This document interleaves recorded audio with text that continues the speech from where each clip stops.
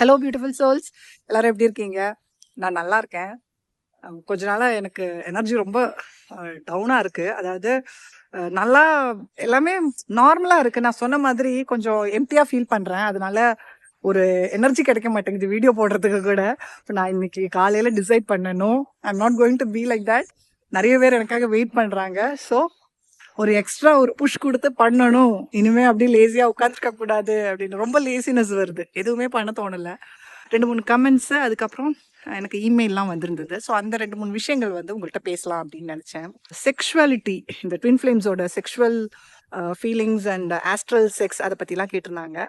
C, நமக்கு வந்து இந்த ஜேர்னியில் ஃபஸ்ட்டு உங்கள் ட்வின்னை நீங்கள் மீட் பண்ணுற டைம்லலாம் வந்து ரொம்ப ஒரு செக்ஷுவல் எனர்ஜி அதிகமாக இருக்கும் நமக்கு. நம்ம வந்து நினைப்போம் அது வந்து அந்த பர்சன் கிட்ட இருக்கிற அட்ராக்ஷன் அப்படின்னு நினச்சிப்போம். But the truth is it is the kundalini energy. அந்த குண்டலினி ஆக ஆரம்பித்ததுனால தான் நமக்கு வந்து அந்த மாதிரி ஒரு செக்ஷுவல் எனர்ஜியாக அது வெளியில் வருது. அது ஏன் வருது அப்படின்னு கேட்டால், அது வந்து அந்த எனர்ஜி கீழேருந்து நம்ம மேலே வந்து புல் பண்ணணும்னு சொன்னால் எப்போதுமே ஒரு கன்ஃபியூஷனாக இருக்கும். ஏன்னா முதல்லலாம் நானும் நினச்சேன், அது எப்படி மேலே புல் பண்ணுறது, எப்படி உங்கள் ஹார்ட் சக்ராக்கு கொண்டு வர்றது அப்படின்னு. ஒன்றும் கிடையாது, பேலன்சிங் யோர் சக்ராஸ் தான். ஆட்டோமேட்டிக்லி நீங்கள் பேலன்ஸ் பண்ணும்போது உங்களுக்கு அந்த பயங்கரமான அந்த செக்ஷுவல் எனர்ஜி உங்களை விட்டு போயிடும். ரொம்ப காமாக ஃபீல் பண்ணுவீங்க. ஏன்னா எனக்கு அந்த டிஃப்ரென்ஸ் தெரியுது. முதல்ல நான் நினச்சேன், ஏன் இப்படி இருக்குது எனக்கு, திடீர்னு என்ன இப்போ இந்த மாதிரி, அந்த மாதிரி ஒரு தாட் எனக்கும் இருந்தது. அதை கண்ட்ரோல் பண்ணவே முடியல அப்படிங்கிற ஒரு ஃபீலிங் மாதிரி வரும் சம்டைம்ஸு. இந்த ஒரு ஃபீலிங் ரொம்ப அதிகமாக வரும்போது தான் வந்து we think about all these astral sex and sex in spirituality அப்படிங்கிற மாதிரி விஷயங்கள்லாம் வரும். எனக்கு மெதுவாக புரிஞ்சுக்கிட்ட ஒரு விஷயம் என்ன அப்படின்னு சொன்னால், sex is a very very pure thing. அதனால தான் வந்து நம்ம அதுக்கு பான்லாம் பார்க்காதீங்க, and don't use any external items, அந்த மாதிரி விஷயங்கள்லாம் சொல்லுவோம். அப்போ அது வந்து it doesn't mean sex is bad. ஏன்னா செக்ஸ் வந்து நெகட்டிவ் எனர்ஜி அப்படிங்கிற ஒரு பேச்சு நிறையவே இருக்குது. எகெயின் நான் சொல்கிறேன், sex is negative energy as well as positive energy. ஏன் பாசிட்டிவ் எனர்ஜி எப்போ, அந்த செக்ஸ் பியோரான லவ்லேருந்து வரும்போது that is a positive energy. But physical ஒரு அட்ராக்ஷன், லஸ்ட், அந்த ஒரு ஆசையை தீர்த்துக்கணுங்கிறதுக்காக நம்ம வந்து நமக்கு இஷ்டம் இல்லாத பார்ட்னராக இருந்தால் கூட அந்த பர்சன் கூட நம்ம அதை வச்சுக்கிறது இல்லை. யூ ஃபீல் லைக் ஓகே, எனக்கு வந்து இந்த ஃபீலிங் வருது, so it is my body is needing that.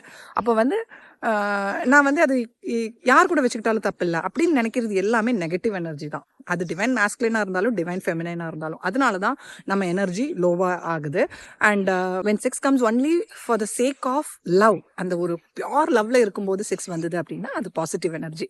So sex தப்பே கிடையாது. அதனால தானே இங்கே ஜெனரேஷன்ஸ் உருவாயிட்டே இருக்குது.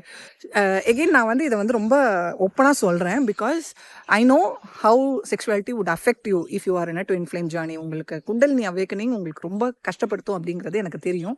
அண்ட் என்கிட்ட செஷன்லேயா இருந்தாலும் இமெயில்லையா இருந்தாலும் நிறைய பேர் இந்த செக்ஷுவல் இஷ்யூஸை எப்படி சால்வ் பண்ணுறது, அண்ட் பர்டிகுலர்லி உங்கள் பார்ட்னரை உங்களுக்கு பிடிக்கல, உங்கள் ஹஸ்பண்ட் ஆர் ஒய்ஃப் அவங்கள வந்து பிடிக்கல, ஆனால் வந்து அவங்க வந்து ஃபோர்ஸ் பண்ணுறாங்க அப்படிங்கிற மாதிரி எனக்கு கேள்விகள் நிறைய வந்திருக்கு. எகெயின் நம்ம பாடி அண்ட் நம்ம மைண்டு நம்ம கையில் தான் இருக்குது. அதை நம்மளால் கண்ட்ரோல் பண்ண முடியல அப்படின்னு சொன்னால் வெளியிலேருந்து யாருக்குமே எதுவுமே பண்ண முடியாது. ஸோ பவுண்டரி செட் பண்ணுறதுல அதுவும் ஒரு இம்பார்ட்டண்ட்டான விஷயம். உங்களுக்கு வேண்டாம் அப்படின்னா அதுக்கு என்ன ரீசன் அப்படிங்கிறத யோசிங்க. ஏன் வேண்டான்னு தோணுது, உங்களுக்கு அந்த பர்சன் மேலே லவ் இல்லையா அப்படின்னா வேண்டான்னு சொல்கிறது நியாயம். ஸோ அங்கே வேண்டான்னு சொல்லும்போது ஏன் பயப்படுறீங்க, எதுக்கு அங்கே தேவையில்லாத 3D ரிலேஷன்ஷிப்ஸ் அண்ட் கண்டிஷன்ஸ் உங்கள் மனசில் வருது. அதே சமயம் உங்களுக்கு என் ட்வின் இருக்காங்க, எனக்கு அந்த பர்சன் தவிர எனக்கு லைஃப்ல யாரையுமே நான் அக்செப்ட் பண்ண மாட்டேன், என் ஹஸ்பண்ட் எவ்வளோ நல்லவங்களா இருந்தாலும் சரி, என் ஒய்ஃப் எவ்வளோ நல்லவங்களா இருந்தாலும் சரி, எனக்கு ட்வின் தான் வேணும் அப்படின்னு நீங்கள் நினைக்கிறீங்க அப்படின்னா that is a negative energy. அது வந்து நாட் ரைட். அங்கே வந்து when the partner is good and உங்களுக்கு வந்து அவங்க கிட்ட பர்சனலி எந்த ப்ராப்ளமும் இல்லை அப்படிங்கும்போது அதை அவாய்ட் பண்ணுறது ஆக்சுவலி நமக்குள்ளே எதையோ கிளியர் பண்ணுறதுக்காக இன்னும் இருக்குது அப்படிங்கிறத காட்டுது. அங்கே வந்து உங்கள் பார்ட்னரை வந்து நீங்கள் அக்செப்ட் பண்ணிக்கணும் ஃபிசிக்கலி அப்படின்னு நான் சொல்லலை. What I'm saying is clear that problem in you. அதுக்கப்புறம் வந்து உங்கள் சோல் உங்களை கரெக்டாக வழிகாட்டும், உங்களுக்கு எது ரைட்டு, எதை நீங்கள் சூஸ் பண்ணணும் அப்படிங்கிறது உங்களுக்கே புரியும். இந்த ஜேர்னியில் கொஞ்சம் அசெண்ட் ஆனதுக்கு அப்புறம் உங்களுக்கு கம்ப்ளீட்லி இந்த செக்ஷுவல் எனர்ஜியே உங்களுக்கு வராது. You don't even feel like you want to have that. இல்லைனா அந்த ஒரு விஷயம் நம்ம உடம்புல இருக்குங்கிறதே நமக்கு ஞாபகம் வராது. அந்த மாதிரி ஒரு ஸ்டேட்டுக்கு நம்ம ரீச் ஆகிடுவோம். ஸோ கவலையே படாதீங்க. அப்படி ஒரு ஸ்டேட்டுக்கு ரீச் ஆகிட்டீங்க அப்படின்னா ட்வின்னை மிஸ் பண்ணிட்டேனோ, ட்வின் போயிட்டாங்களோ அப்படின்லாம் நினைக்காதீங்க. And don't try to connect again through 5D or இந்த ஆஸ்ட்ரல் செக்ஸ். இந்த மாதிரி விஷயங்கள்லாம் நீங்களா கனெக்ட் பண்ணாதீங்க. I believe about astral sex என்ன அப்படின்னு சொன்னால், நமக்கு வந்து மேபி இது வந்து நம்ம சப்கான்ஷியஸில் இருந்தது அப்படின்னா ட்ரீம்ஸில் sometimes we can have that. இல்லை ஒரு அந்த ட்ரான்ஸ் ஸ்டேட்டில் நம்ம மனசே வந்து இதை வந்து க்ரியேட் பண்ணும். ஸோ இதெல்லாம் வந்து ரொம்ப ஸ்பிரிச்சுவல் ஒரு திங் அப்படின்னு நான் வந்து அக்செப்ட் பண்ணலை. என்னோட பர்சனல் எக்ஸ்பீரியன்ஸ். அப்புறம் இதெல்லாம் அவங்கவுங்களோட இஷ்டம். நான் வந்து அதுதான் கரெக்டுன்னு சொல்லலை. உங்களுக்கு எது அக்செப்ட் பண்ண முடியுதோ அதை அக்செப்ட் பண்ணிக்கோங்க. ஓகே, நெக்ஸ்ட் வந்து என்கிட்ட இன்னர் சைல்டு ஹீலிங் பற்றி ஒருத்தங்க கேட்டிருந்தாங்க. ஸோ அது ஹீல் பண்ணுறதுக்கு ரொம்ப பயமாக இருக்குது, ஏன்னா அழுகையாக வருது அப்படின்னு. ஆக்சுவலி அதுதான் ரொம்ப கஷ்டமான ஒரு பார்ட் இன்னர் சைல்டு ஹீலிங்கில். ஏன்னா அந்த வூண்ட்ஸ் எல்லாம் நம்ம உள்ளே மறைச்சி வச்சுக்கிட்டு நம்ம வந்து அந்த பெயின்லேயே வாழ்ந்துட்டுருக்கோம். இந்த பெயின் என்னன்னு கூட தெரியாமல் நம்ம வெளியில் வந்து ஒரு முகமூடியை போட்டு வாழ்ந்துட்டுருக்கோம் இல்லையா? ஒரு எக்ஸாம்பிளுக்கு நான் சொல்கிறேன். என்னோட கசினோட குழந்தை, இப்போ கிடையாது, இயர்ஸ் பேக், அந்த குழந்தைக்கு 1 வயசு இருக்கும்போது சுடு தண்ணி வச்சுருந்தாங்க குளிக்கிறதுக்கு. ஸோ அந்த குழந்தை அப்படி மூவ் ஆகி அதில் போய் கையை வச்சிருச்சு. ஸோ சின்ன குழந்தை, 1 இயர் குழந்தைன்னு சொல்லும்போது அந்த கை எவ்வளோ சின்னதாக இருக்கும். அந்த கையை கொண்டு போய் அந்த சுடு தண்ணியில் வச்சதுமே அந்த ஃபுல் ஒரு ஹாஃப் ஹேண்ட் ஃபுல்லாகவே வந்து பேர்ன் ஆயிடுச்சு. நல்லா பேர்ன் ஆயிடுச்சு. ஏன்னா ரொம்ப பாய்லிங் வாட்டராக இருந்துச்சு அது. அதுக்கப்புறம் எங்கள் அம்மா தான் வந்து அந்த குழந்தைக்கு வந்து அதை க்ளீன் பண்ணி மருந்து போடுவாங்க.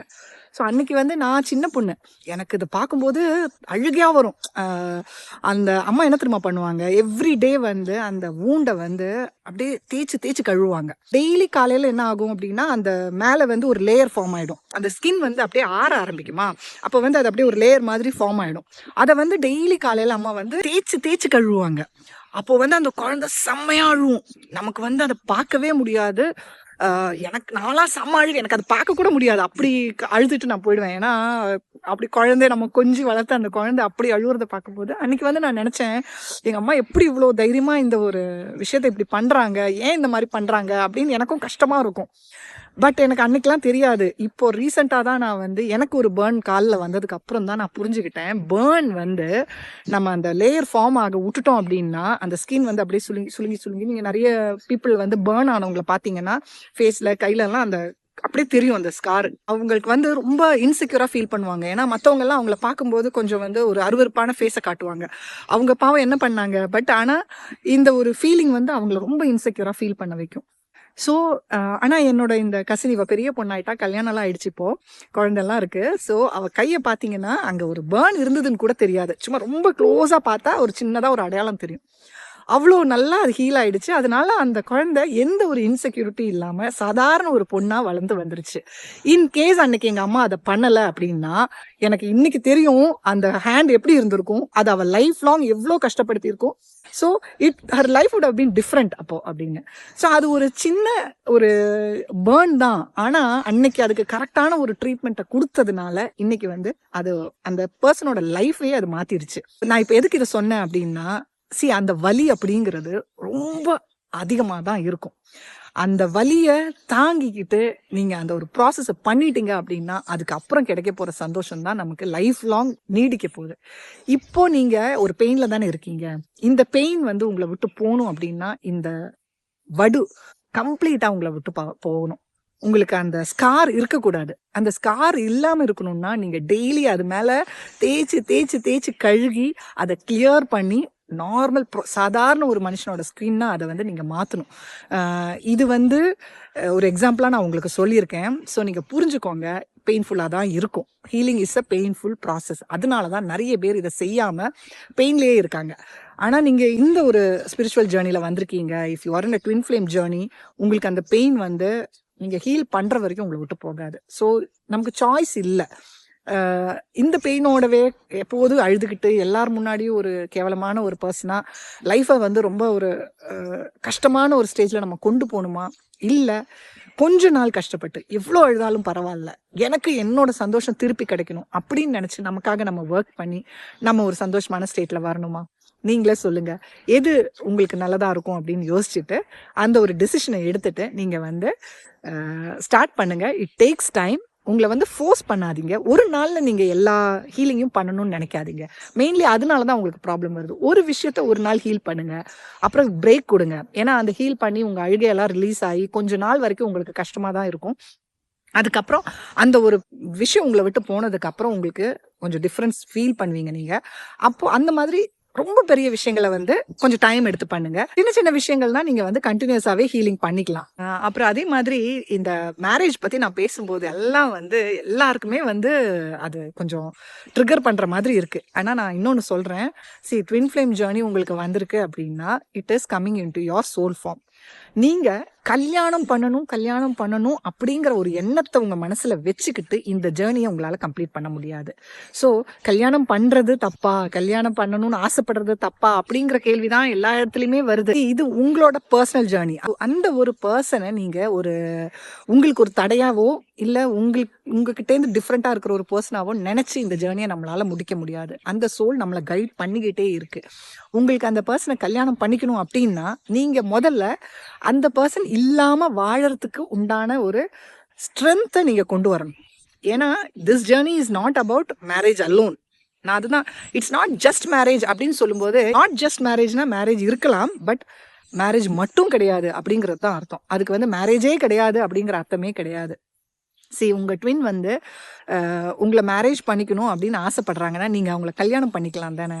அவங்க உங்களை ஆசைப்படலை. அப்போ வந்து நீங்க மட்டும் இன்னொருத்தங்களை வந்து நான் வந்து ஆசைப்படுற ஒரு பர்சனை நான் கல்யாணம் பண்ணிக்கணும் அப்படின்னு நினைக்கிறது கரெக்டா தப்பா? நீங்களே சொல்லுங்க. அவங்களும் உங்களை ஆசைப்படணும். 2 பேரும் ஆசைப்பட்டு தான் அங்கே கல்யாணம் பண்ணணும். ஸோ அதனால தான் நான் சொல்றேன், கல்யாணங்கிறது இல்லை இங்கே ஃபர்ஸ்ட் ப்ரையாரிட்டி. நீங்க உங்க ஃபார்ம்ல வரும்போது அவங்க ஃபார்ம்ல வந்து உங்களை தேடி வருவாங்க. அப்போ 2 பேருக்குமே வந்து அந்த சேம் தாட் ப்ராசஸ் இருக்கும். புரியுதுன்னு நினைக்கிறேன். இந்த ட்வின் ஃப்ளேம் ஜேர்னி பற்றி நான் நிறைய வீடியோஸ் போட்டிருக்கேன். ஸோ என்னோட ஒரு வீடியோவை மட்டும் பார்த்துட்டு நான் என்ன சொல்ல வரேன் அப்படிங்கிறத நீங்களா நினச்சிக்காதீங்க. நிறைய வீடியோஸில் நான் வந்து அந்த கான்செப்டே டிஃப்ரெண்ட் ஃபார்ம்ஸில் சொல்லியிருக்கேன். அதையெல்லாம் நீங்கள் பார்க்கும்போது உங்களுக்கு புரிய ஆரம்பிக்கும். Okay tears, take care, have a good day, bye.